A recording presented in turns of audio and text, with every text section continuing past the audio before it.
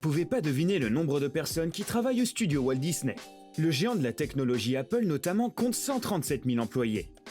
Vous pensez qu'il y a moins de monde impliqué dans la réalisation de films d'animation? Eh bien, au contraire. Le nombre d'employés de Disney frôle déjà les 200 000 personnes. En fait, ils ne sont pas tous réunis dans un seul bureau, mais sont dispersés dans 45 pays différents. L'équipe qui travaille sur un dessin animé comprend généralement plusieurs milliers de personnes. Il semblerait qu'avec autant de spécialistes, il paraît peu probable qu'il y ait des erreurs à l'écran. Les films d'animation ne sont pas filmés avec des caméras, donc rien de bizarre ne peut se glisser accidentellement dans le plan. Néanmoins, même Disney fait parfois des erreurs flagrantes. Dans la vidéo d'aujourd'hui, nous vous montrerons ce qui cloche avec la petite sirène, comment Cendrillon change de tenue à la vitesse lumière, et pourquoi la scène du vestiaire dans Monstres et compagnie n'est jamais la même. C'est parti!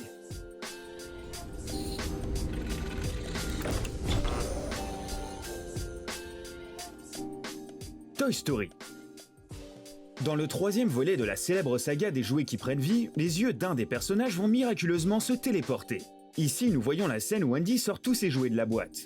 La séquence montre clairement qu'il manque quelque chose au visage de Monsieur Patate. Quelques secondes plus tard, la mère du personnage principal entre dans la pièce avec une caméra.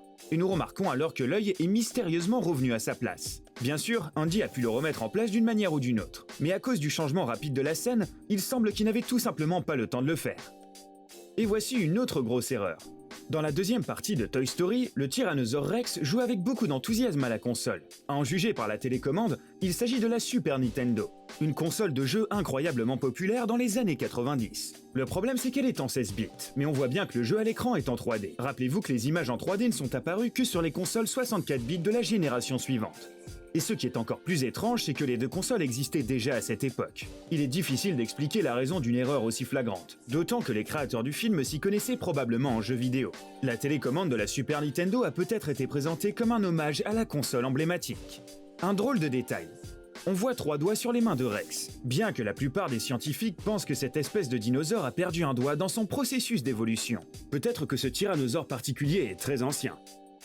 Vice versa. Et à présent, une erreur intéressante d'un autre film d'animation Disney à succès sorti en 2015, Vice versa. Tout au long du film, on remarque que la mère de Riley porte des lunettes en permanence. Néanmoins, les créateurs ont omis ce petit détail. Dans la scène où Riley est née, on peut voir ses parents de dos. On peut voir clairement le contour des lunettes de Madame Anderson. Un instant plus tard, nous voyons les parents du point de vue de Riley. Mais les lunettes ont disparu. On se demande comment une erreur aussi évidente a pu passer inaperçue aux yeux de tant d'animateurs et autres spécialistes. Il y a d'autres erreurs dans Vice versa, repérées par les spectateurs les plus aguerris. En effet, lorsque nous observons à nouveau la scène à travers les yeux de Riley, il y a un long cordon blanc sur le sol. Au bout de quelques instants, lorsque nous la voyons hors de son esprit, le cordon est devenu noir. Notre personnage principal n'est pourtant pas atteint de daltonisme. Les mondes de Ralph. L'un des personnages les plus intrigants dans les mondes de Ralph est la petite fille turbulente Vanellope von Schweetz du jeu Sugar Rush. Dans l'une des scènes, une charmante pilote monte dans sa voiture en souriant.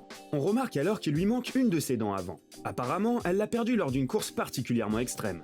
Cependant, après avoir effectué quelques tours de piste dans son candy kart, Vanellope saute au cou de Ralph, sourit, et le spectateur peut s'apercevoir que sa dent a repoussé comme par magie. On avait entendu dire qu'un hobby pouvait soigner une personne, mais à ce point-là... Les nouveaux héros. À la fin du mois de décembre 2009, le monde a assisté à la plus grande transaction du siècle. Le studio Disney rachète Marvel pour 4,5 milliards de dollars.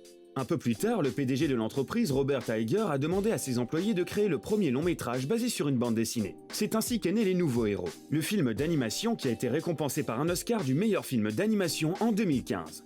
Dans un blockbuster de super-héros, tout est possible. Mais quelque chose nous dit que la prochaine erreur n'a pas été prévue par les créateurs. Regardez la scène où le héros, le petit génie Hiro Hamada, rencontre le chef du département de robotique de l'Institut de technologie de San Francisco, Robert Callaghan. Voici Robert qui tend la main pour jeter un coup d'œil à l'invention de Hiro. Il porte une chemise bleue. Puis, nous regardons la scène de côté, et la manche devient soudainement rouge. L'angle change et la chemise redevient bleue. Le professeur est peut-être un génie, mais il n'a certainement pas créé un tissu en peau de caméléon. Et pourquoi en aurait-il besoin de toute façon? Cendrillon. Le film original Cendrillon des studios Walt Disney est sorti en 1950. À l'époque, toutes les scènes étaient dessinées à la main, et il n'y avait pas autant de spécialistes pour vérifier les films afin de déceler les erreurs. Voici l'une des plus drôles. À la fin du film, une heureuse princesse qui a enfin trouvé son véritable amour monte les escaliers avec lui dans une robe de mariée. Dans cette scène et un peu plus tard dans le carrosse dans lequel le couple se rend à la cérémonie, on la voit porter une tenue bleu clair à manches longues. Cendrillon salue ses amis, et en quelques secondes nous voyons le baiser final des mariés. Et que voit-on? La princesse porte une robe blanche à manches courtes. Il faut croire que les animateurs étaient trop fatigués pour s'en apercevoir à la toute fin. Les 100 Dalmatiens. Le très célèbre film sur les charmants Dalmatiens commence par une scène avec le maître du chien Pongo, Roger, qui se promène dans le parc avec son fidèle compagnon. Au cours de cette promenade quotidienne, le chien croise la belle Dalmatienne Perdita et sa maîtresse Anita. Le chien décide de tout faire pour réunir les propriétaires et devenir ami avec cette charmante dame qui lui tient à cœur. Pour ce faire, Pongo met d'abord le chapeau de Roger à côté d'Anita. La remarquant quitter précipitamment le banc, Pongo emploie les grands moyens. Il ficelle la jeune dame et Roger autour de sa laisse si étroitement qu'ils tombent dans un étang voisin. Regardez bien tout au long de la scène. Anita continue à lire paisiblement le livre et le tient ensuite dans ses mains lors de la rencontre insolite avec un étranger. Mais lorsqu'elle sort de l'étang trempée jusqu'aux os, ce que l'on voit dans ses mains, c'est un sac à main de femme qui n'était pas là dans les plans précédents. Nous assistons aux merveilles de la transformation. Lilo et Stitch. Les scènes du dessin animé Lilo et Stitch nous entraînent sur la véritable île de Kauai, principalement habitée par près d'un demi-million d'Hawaïens. Ils parlent leur propre langue et ont un très riche patrimoine musical. En effet, le ukulélé qui est populaire dans le monde entier est un véritable instrument hawaïen. Il serait étrange de ne pas montrer tout cet héritage culturel dans la bande dessinée de Disney. Sauf qu'il y a eu quelques erreurs ici aussi. Regardez, voici deux musiciens hawaïens tenant un nipu. C'est un instrument de percussion nationale, utilisé pour interpréter la danse hula traditionnelle ou encore les chants mêlés. Au fait, c'est peut-être difficile à croire, mais il est fait à partir de 2 citrouilles. Et puis, bam! Après avoir interprété la chanson, au lieu d'un nipu, un des musiciens a soudain un pau, un autre instrument de percussion hawaïen. Il s'agit bien sûr d'un instrument de percussion, mais ce n'est pas du tout la même chose. La petite sirène. Beaucoup de gens ne se souviennent probablement pas de la bande dessinée originale de 1989, mais nous allons vous rafraîchir un peu la mémoire. Tout commence lorsqu'Ariel s'imagine comment serait la vie sur Terre et s'intéresse de près à tout ce qui est humain. La petite sirène, accompagnée de son ami Polochon, découvre un navire coulé dans les profondeurs de la mer et est complètement enchantée par cette découverte. Elle y remarque une fourchette pliée, confuse quant à l'utilisation de cet ustensile. Lorsque l'on voit la fourchette pour la première fois, elle a 4 dents, comme toute fourchette normale.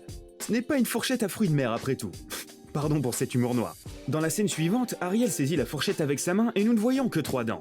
Se pourrait-il que les créateurs aient voulu faire une mauvaise blague eux aussi?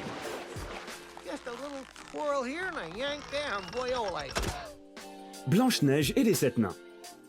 Ce film est le premier long métrage d'animation de l'histoire du cinéma. Juste pour information, l'original de Blanche-Neige est sorti par le studio d'animation Walt Disney en 1937, avant même la Seconde Guerre mondiale. Des erreurs sont encore commises dans les films d'animation modernes, et bien sûr dans les plus anciens également. Comme celle-ci par exemple, qui est très difficile à rater. Lorsque les nains découvrent l'invité surprise dans leur maison, ils se sauvent en courant. L'un des personnages, simplé, pâteau et maladroit, hésite comme d'habitude et finit par se retrouver tout seul. Dans un accès de panique, le pauvre garçon tire la porte comme un dingue, mais les autres nains la retiennent, et la poignée s'arrache. Le pauvre nain s'envole à l'autre bout de la pièce, et est enseveli sous une montagne de vaisselle. Quelques secondes plus tard, il se lève et s'enfuit de la maison avec les ustensiles de cuisine sur la tête, et on peut de nouveau y voir la poignée de porte comme si de rien n'était. Monstres et compagnie. Quand il a fait la connaissance de la petite boue, le monstre Sully n'est pas rassuré. À ce moment-là, comme tous ses collègues, il croit que les enfants humains sont toxiques. Et non pas au sens figuré comme on pourrait le penser, mais bien au sens propre. Lorsqu'il essaie de sortir de la chambre de l'enfant, pris dans un élan de panique, il glisse, s'emmêle les poils dans plusieurs jouets et se jette précipitamment hors de la porte, avec les jouets accrochés dans la fourrure. Mais que doit-il faire avec les objets toxiques ? En tout cas, une chose est sûre, il ne doit en aucun cas avertir l'agence de détection des enfants, qui pourrait lui raser la tête et l'interdire de retourner travailler. Ainsi, après avoir raté plusieurs tentatives de se débarrasser de ces objets, Sully ne trouve rien de mieux que de les fourrer dans le casier d'un de ses collègues, George Sanderson, qui s'est déjà fait raser la veille après avoir touché une chaussette d'enfant. D'abord, le monstre ouvre le casier numéro 193, puis il y met les affaires et essaie de fermer la boîte. Jusqu'ici, tout va bien. Mais si vous regardez bien dans la scène suivante où le monstre se tient sur le côté, le numéro du casier a changé au numéro 190. Et voici une autre erreur, ou pour être plus précis, une incohérence logique. Si vous regardez le tableau de chasse des terreurs de la compagnie, vous verrez qu'ils sont tous appelés par leur nom de famille. La seule exception est Randall, qui à notre connaissance a pour nom de famille Boggs. Néanmoins, ce vilain personnage a toujours voulu se démarquer de ses adversaires, ce qui rend le tableau de chasse beaucoup plus cohérent. Voici la dernière erreur pour aujourd'hui. Vous pouvez la retrouver dans la très émouvante scène finale des retrouvailles entre Sully et Boo. Ici, on voit Bob conduire son ami à l'étage de la terreur. Le géant à fourrure ouvre les yeux et voit que Razowski a préparé la porte de sa bien-aimée Boo pour lui.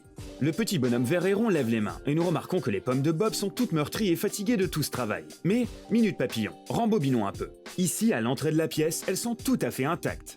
Dites-nous dans les commentaires si vous connaissiez déjà certaines de ces erreurs avant d'avoir vu la vidéo.